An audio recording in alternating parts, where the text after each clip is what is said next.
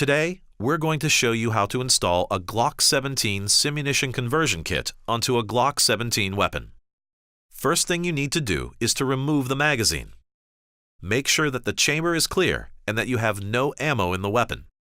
Once that's done, remove the original slide from the frame. Remove the recoil rod from the original slide and put that onto the frame. We'll take the Glock 17 conversion kit slide and install that onto the frame. Make sure the recoil rod is aligned and that you can see that the recoil rod comes through the hole and is in position. Now you take the conversion kit barrel and unscrew the chamber block from the barrel. Move the slide to the rear slightly and insert the chamber block into the ejection port. Pull the slide a little to the rear again, and the chamber block will fall into place.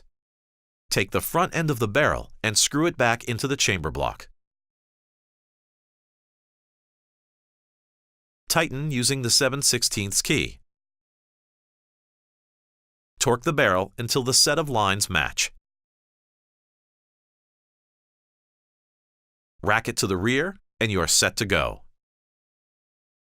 To remove the conversion kit, first thing you need to do is to remove the magazine. Make sure that the chamber is clear and that you have no ammo in the weapon. Loosen the front of the barrel using the 7/16 key and unscrew it. Next, take the front end of the barrel out. Flip the slide upside down with your hand and pull it to the rear a little. The chamber block will fall into your hand.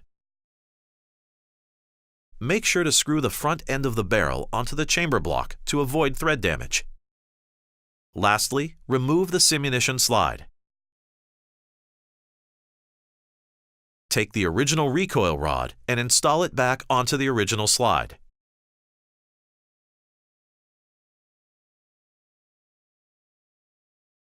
Rack it to the rear, and you are set to go.